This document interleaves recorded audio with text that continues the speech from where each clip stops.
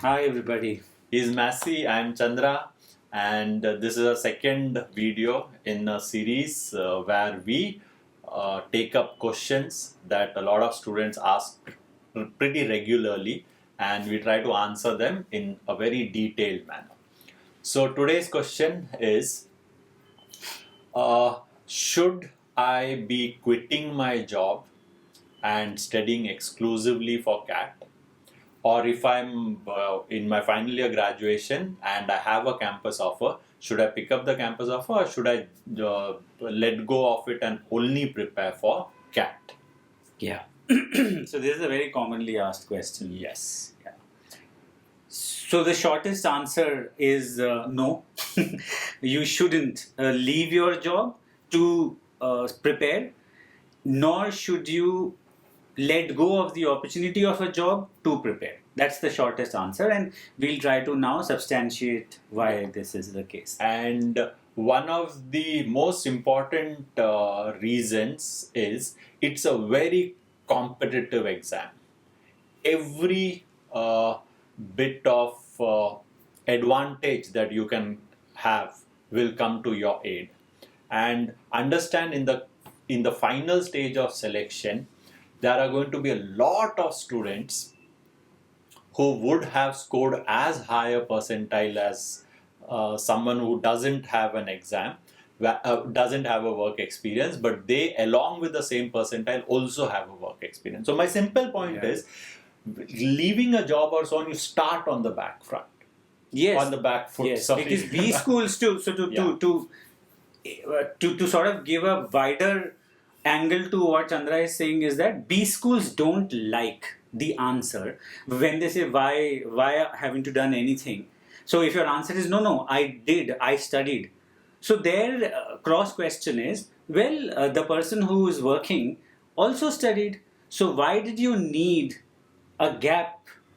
Or why did you need exclusive time to study and not something else? So it's very difficult to convince them because they have so much data. So many kids who are working have gotten 99.9 percentile. Absolutely. Right. And one of the reason why IIM panel looks for people who can work as well as do well in exam is because they want managers. And as managers, you are expected to be able to handle many fronts at the same time. Each requiring hard work. Each requiring hard work, Yeah. each requiring focus, each requiring dedication, Yeah. right? So when you say ki you could not manage the two simultaneously, you are somehow you're giving an idea that I'm not very good at managing multiple things, right? So I don't think that's a very that puts me in good light in the interview. Yeah, and I think I'll repeat what I said precisely because they have enough data. Yes. I mean, there is a possibility that they might get convinced by you, but then how can they when the opposite side they have so much, so that is the thing. So, but let me go back from a student's perspective and let me ask you this. Yeah. Why is that this question arising? Let's say one of the reason for this as a student, I feel, is I can prepare better when I have a lot of time in my Yes, hand. yes. Right? So maybe my marks that I score or so on may compensate this. Will it happen that way? So again, we'll start from the previous thing. First of all, there are people who have as much percentile. Okay, the second is that does it happen? One is the notion that when you're starting to prepare, you think that, because it's a tough exam and, I have to put everything that I have. So one is that notion, the difference between what you think is the case versus what ends up being, or the difference between what you want to do versus what you end up doing. So let's assume that the notion is correct, that maybe that kind of time, but will you put if that time is available? So you mean to say that when I have a lot of time, it is not necessary that it will end up that I would be studying as much. Not just my personal experience, I think maybe you will also agree, and I'm sure a lot of kids will agree. In our school exams or whatever college exams, a lot of times there were some holidays in between some exams, so if there was a decent gap before one particular subject's exam, more often than not, we ended up messing up that exam. And if one thinks about why does this happen, it's not rocket science. So when you're coming back from work, you have dinner. You now, before going to sleep, you have 3 to 4 hours. You don't have a choice, like to do this or not do this. It doesn't, the option is not there. If you want to clear CAT, these are the 3 hours or 4 hours you have. You better study, because tomorrow your work will start. But if you have the full day and you sit down to work, let's say, to study at 10 o'clock, after half an hour you may think, oh, I can have tea. The full day is there, and then by the time you realize you're looking at your phone or whatever, by the time you realize 2 hours have gone away. Absolutely. Absolutely. Yeah, and at least from my personal experience, I can say that I have performed the best when I have mostly had a packed day. I know right from a morning, this is what I have to do, one, first, second, third, and I end up doing that without wasting any time. And on days where my day was relatively free or so on, I did not end up really doing even that one task that was expected of me. Yes. Right. So there's another part also. Let's question this assumption that do I need so much time to prepare? Yeah. Right? Do I need so much time to prepare? Yes. So what I think is this exam is not doesn't have a syllabus which is as extensive, let's say, as a civil services. Yeah, it's like there's no end. There's to no it. end to Yeah, it. you just keep doing right from history, geography, everything. And compared to an IIT JEE sort of an exam, this again does not have at least that depth of the subjects, or even the difficulty level of a subject, right? So just because IIT JEE has quant or CAT has quant, you can't say that they both have maths. The maths that is there in an IIT JEE, the physics, the chemistry that is there, that is really tough. Integral calculus, the whole calculus thing, trigonometry, lots of things. Whereas here it's more like a quantitative aptitude kind, right? So, and here we have something like a verbal. Yes. Right. So again, I don't think so. One can. Yeah, it is not as if if you pick up a physics book and now you have to go deeper and do the what is that? What are those questions? Numericals. Yeah, do those numericals and whatever. No, it's not like that. There is nothing. I mean, you have to just probably read, figure out some grammar rules, and just try to understand a passage, and so which is basically a practice thing. It is not something wherein you have to go deeper in the subject matter. It is just a matter of, can you do it repeatedly and get a hang of analyzing what you're doing and figuring out where are your mistakes. So in terms of, I think what you're trying to get at is, in terms of preparation purely from the funda building point of view, it is not even close to those other exams. So you can very comfortably finish entire CAT preparation in 5 months time and devoting, let's say, 3 hours, 4 hours a day. Yes, easily. And if this is that, then I don't see the need why you should have so much, you need to quit your job or you don't have to pick up a job. Yes. And so remember, job, eventually you're doing an MBA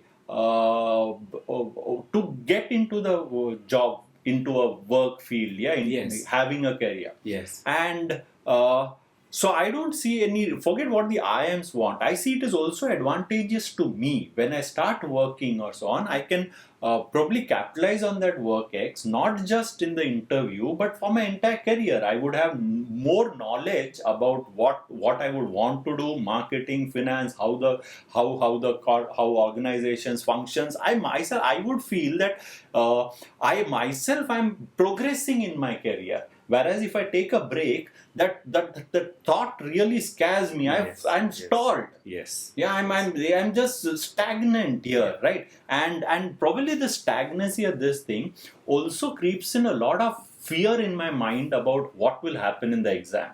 Absolutely, 100%. It's a psychological thing. Yeah, so you can't escape it. So a lot of people who have these quit their jobs or don't take up a job start start worrying after a few months. They might start with an idea that I would prepare better or so on, but after a few months it starts playing on their mind ki what if the results aren't great, or my mock scores are not good, now what will happen, and a lot of things. Then the pressure keeps building up. Anyways, the pressure is very high. Yeah, Right? absolutely. Which brings me to a related thing, which is that what if? You know, that what if is a big deal. A lot of people don't understand the gravity of it until they face it. But it's a very important and extremely crucial element. You know, what if? I would, yeah. So what Mass is referring to is. These exams have certain factors which are beyond your control. For example, and it's very common, the system that I got, the exam, what I'm taking, the mouse did not Absolutely. work very well, the test shut down twice, thrice, my concentration lost. There was a loudspeaker playing. Loudspeaker playing, a marriage procession going. There were guys talking in the room, and the invigilators were talking. The invigilators were talking, and I couldn't. There was one person sneezing, coughing, sitting around. There are so many factors that are there, and your exam may not end up as well as you have prepared.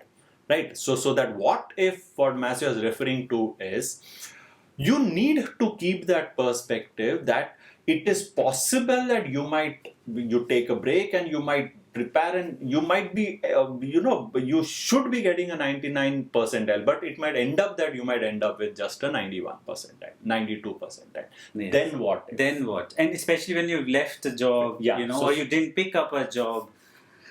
So that's a I mean, those of you who don't know this probably are not able to relate, but you ask your seniors, you know, and it is not easy anyway to get a job. Okay. Secondly, it is not easy for someone who quit a job to get a job. And thirdly, in this scenario, anyway, getting a job has become far more difficult. Okay, so to leave something which is in your hand, you know, a bird in hand is worth two in the bushes, so that kind of thing. So why to do it? Okay. And with this also, because the margin of error in these results are so very small. Yes. That no one can study to get a 99.7 percentile, 99.8 percentile, Yes. right? And it may happen that I might get as high as a 99.1, 99.2, and yet not get a good call from an IIM or the institutes that I want. Absolutely. Right? So, coming back, so what I'm saying is, if the margin of error is so small, I would spread my risks. Yes. So what I mean by Hedging that the is, bets. what I would do, what I mean by that is, I will give myself time such that I can have a second attempt. Okay, so I'm talking of, let's say, a graduation student. He has a job offer. He thinks, no, I'll quit this job offer and I'll just prepare for CAT. Now, what happens is he ends up with this 99.1, and because he doesn't have a job or work ex or so on, he doesn't get a call. He's panicking now. Now he's panicking, right? Now he would want to do a second attempt because this is first attempt and he's reached there almost. But then now he's worried about that I don't have a job also. Now on the other hand, if I had a job and I would have got a 99 or a 98, I could very easily do it a second time again. And without any risk, because I have a job, you know. I have a job. So this is what I mean by, for a fresher, he could very easily spread his bets over one attempt, two attempt. I might be unlucky once, I might be unlucky twice, but in a year, if I'm taking 3-4 tests, I'm sure over 2 years I will get what I want, what I've studied for, right? So, or else, if you have quit the job or whatever, then you should be ready to take a second best college. Yes. Because yes. So what brings me this question is are there some situations where quitting or taking a break are justifiable? I think that's what I have started with. Yes.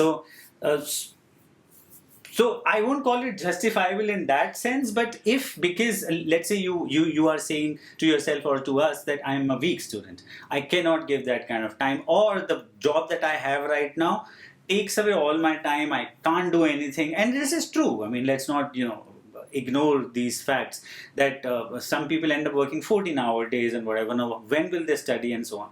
So, fine, you can leave. But then 2-3 things to remember. First of all, you need to, it's one thing to think that I will do, it's another thing to do it. So, you have to really do it. And secondly, you need to be prepared that what if it doesn't happen, then Yeah, this plan B is a very important point. Yeah, and or rather, let me put it this way: you can take a break provided you're ready to pay the cost. Yes. For that break. Yes. And one of the cost for that break that we have already said is maybe you'll have to settle for any lower institute. A lower institute or a lower job. Or a lower job. Whatever, yeah. Yeah.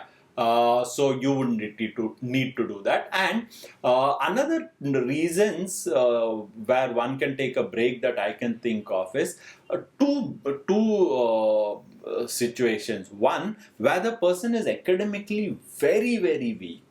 Where without the break, the person might not even reach the 90s. So with a break, probably the person can reach a 94, 95, 96. Yes, right? yes. But then in these certain situations, what I would caution one is, one should have one's, the dream list or so on, to a realistic because level. anyway, then it'll be a problem, at least in the top D Yes. schools.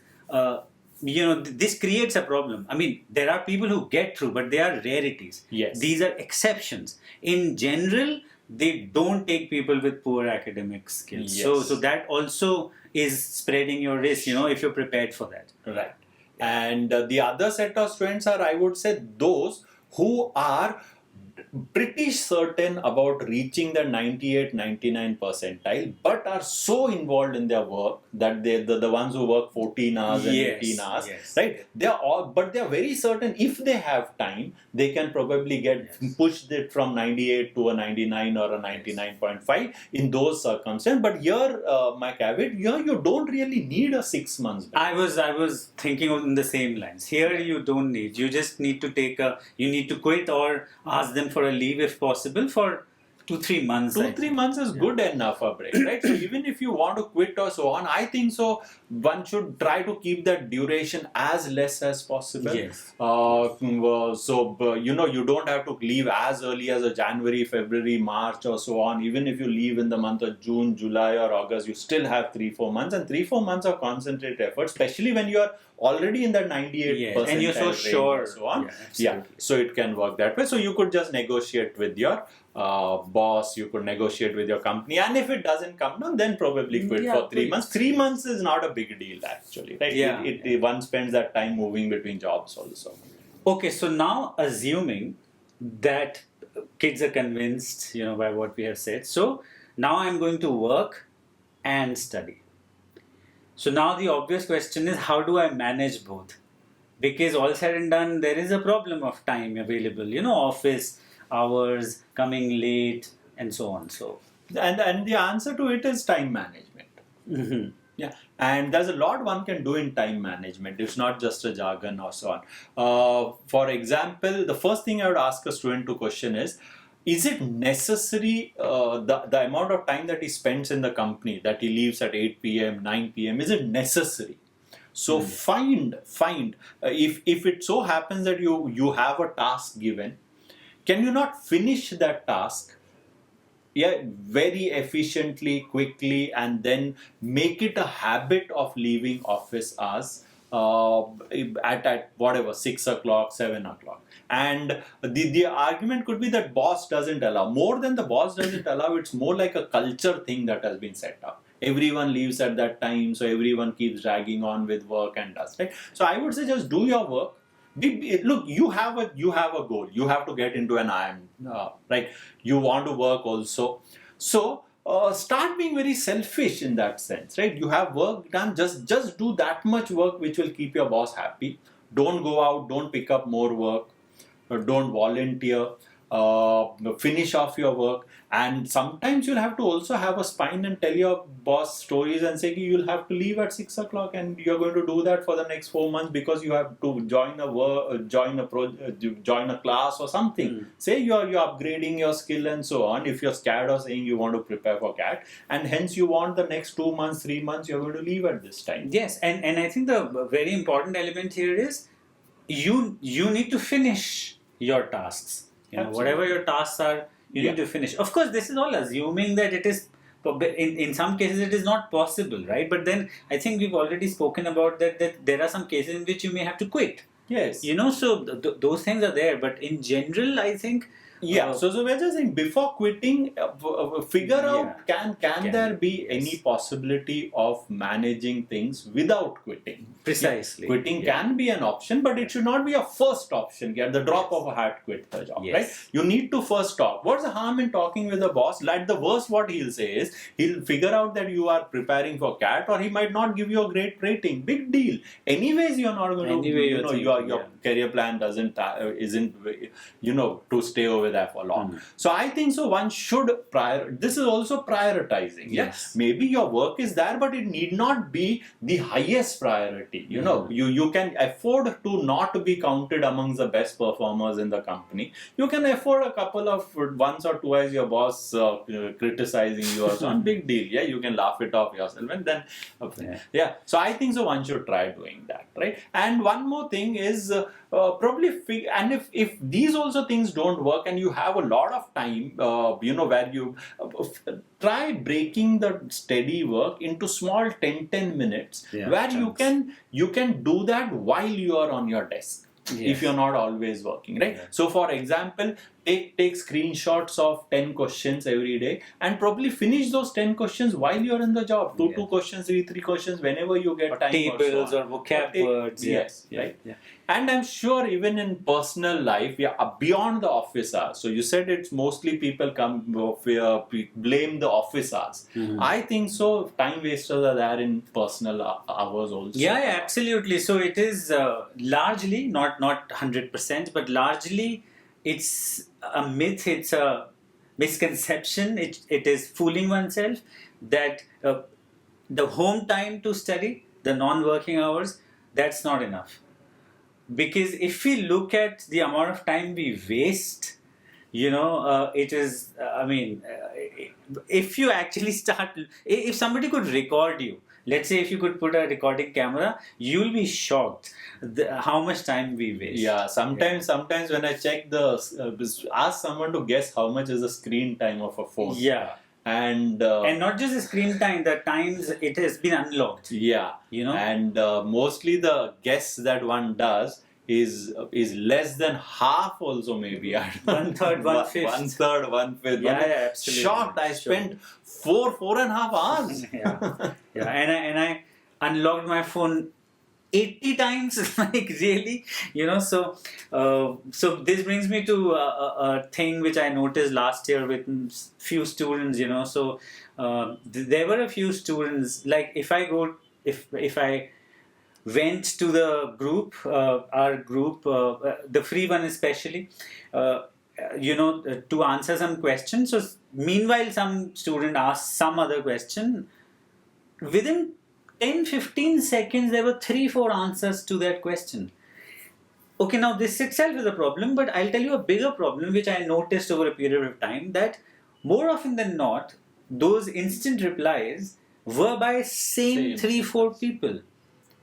So which means this kid or these kids were studying, their phone was next to them, the notifications were on, they were, let's say, solving a maths problem, beep beep, oh, it'll take me 10 seconds to answer, and they answer it. Now this, first of all, these 10 seconds add to hours. This is one problem. But the second is, there was a study at Microsoft wherein they figured that there was a lot of wasted hours, and they wanted to figure out how, and they figured that people browsed the net, but then when they tried to see that it wasn't too much, browsing the net was 5-10 minutes, and then they used to come back to then but there is a discrepancy between these 5 minutes versus the time that actually ended up being wasted. So they called some psychologists, some researchers, and what they found was that if they were concentrated on a task and then they browsed the web for or looked at their email also, just check their email. So it took 5 minutes, for example, to reach the same level of concentration in the earlier task, it took on an average of 24 minutes. Okay, so now compare it with this. So it's you were not just doing, the 5 yeah, it is minutes. not those 20 seconds. It is how much time you eventually took to come back to that same level of concentration you were on. So keeping your notifications on when you're studying, not just notifications on, keeping your device next to you is asking for trouble. It's not the way to prepare, not the way to study, not the way to do anything which requires concentration, to be honest. That's absolutely unacceptable is the word. Yeah. So the phone should be far away, and your study space should be so conducive that you come and you start studying. Very good. Yes, that's how. Yeah. So we have seen a lot of times that preparing to study Yeah. itself, steals away those 10, 15, 20 minutes. Yes, absolutely. Yeah, it could be because you are searching for pen, books, notebooks. It could be because you're tidying up the space, or it could be because before I start studying, let me just check my mail. Yeah. Let me just check some messages, and then I'll keep it away. Yes. Right. So when you say you are going to study at this time, it should be like an instantaneous. A switch should be off the outside world, and your study should start. And you should be only studying for the next whatever time you have spent. Right. So find ways of doing that, and you'll find that you can achieve a lot more. Yes. So I guess that's it. That's it. Thank you, students. Thanks a lot. And we will come up with another question in the next video. Bye. Bye-bye.